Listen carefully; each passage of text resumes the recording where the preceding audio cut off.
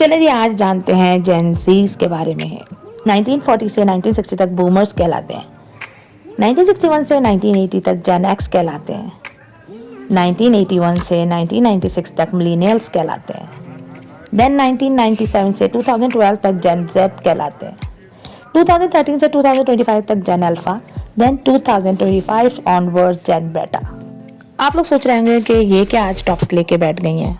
यकीन मानिए ये सबसे करंट हॉट टॉपिक है इस दौर का, क्योंकि हमने बचपन से पढ़ा एडी और BC, after death and before Christ. लेकिन अब की जो जनरेशन है ना, वो शुरू से ये पढ़ रही है कि मिलेनियल्स कौन होते हैं, बूमर्स कौन होते हैं, जेन एक्स कौन होते हैं, जेन जी कौन होते हैं, अल्फा कौन होते हैं, बेटा कौन होते हैं। तो ये माशाल्लाह हमारी जनरेशन पढ़ी। अब इनके बारे में मैं आप लोग को कुछ चीज़ें ब्रीफ करती हूँ आगे। इस तरह तेज़ी से हमारे दौर में तरक्की होती जा रही है, लोग बहुत स्मार्ट से स्मार्ट होते जा रहे हैं। इसी तरह हमारी जो बच्चे हैं, आने वाली जनरेशन या जो अभी आ चुकी है, जो जेन जी कहलाते हैं, वो जनरेशन ना बहुत ज़्यादा स्मार्ट है और बहुत ज़्यादा शार्प है माशाल्लाह से। क्योंकि हमने जो है ना बहुत सारे दौर देखे हैं, यानी कि अगर हम अपने बचपन में चले जाएं तो हम वो रिंगिंग वाले फ़ोन से भी वाकिफ़ हैं। हमने बचपन में अपने वाले फ़ोन भी देखे, कलर और फुल टीवी भी देखे हैं, बड़े बड़े बॉक्सेस वाले, और स्मार्ट टीवी भी देखे हैं, और अब टैबलेट और एआई के दौर को भी हम बहुत अच्छे से देख रहे हैं। लेकिन जो हमारी जनरेशन है ना, जो बहुत स्मार्ट होती जा रही है, जो इस दौर की जनरेशन है, और खासतौर पर जेन जी के बारे में बात की जाए, क्योंकि मेरे बच्चे उसी एज कैरेक्टर को बोरो करते हैं, तो आप सोचें कि उनकी तरबियत भी हमें बहुत स्मार्टली करनी पड़ेगी। क्योंकि हम जब ये देखें कि दौर बहुत स्मार्ट हो गया है, बच्चे बहुत स्मार्ट हो गए हैं, तो क्यों ना हम पेरेंट्स बीइंग का पेरेंट्स हम भी बहुत स्मार्ट हो जाए। तो हमारे दौर में तो सिर्फ यही पढ़ाया जाता था कि एडी और बीसी क्या होता है, लेकिन अब जो है बूमर्स, मिलेनियल्स और ये सब बच्चों को बहुत अच्छे से मालूम है। और हकीकत में बात भी वही है कि इन लोगों के दिमागों की जितनी भी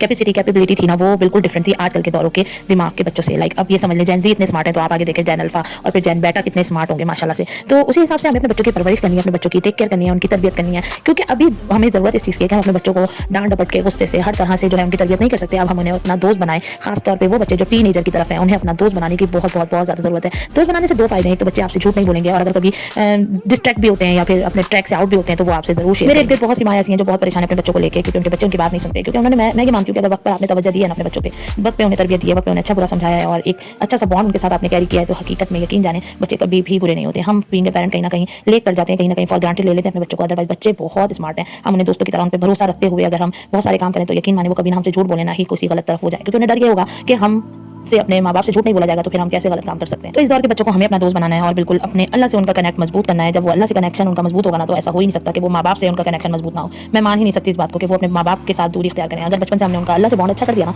तो वो यकीन माने कि बचपन में भी आगे भी जाकर वो अपने माँ बाप से भी बॉन्ड बहुत अच्छा रखेंगे। चलिए आप लोगों ने बताना है कि आप लोगों को इस टॉपिक पर बातें करनी है या नहीं, तो मैं जरूर आप लोगों से ऐसी अच्छे इन्फॉर्मेटिव टॉपिक्स पर बातें करूँगी, और बहुत सारी इन्फॉर्मेशन में आप लोग को इजाफा होगा। ओके जी, फिर मिलूंगी एक और ज़बरदस्त और बेहतरीन से मिनी व्लॉग के साथ। Stay tuned with me, take care, अल्लाह हाफिज़।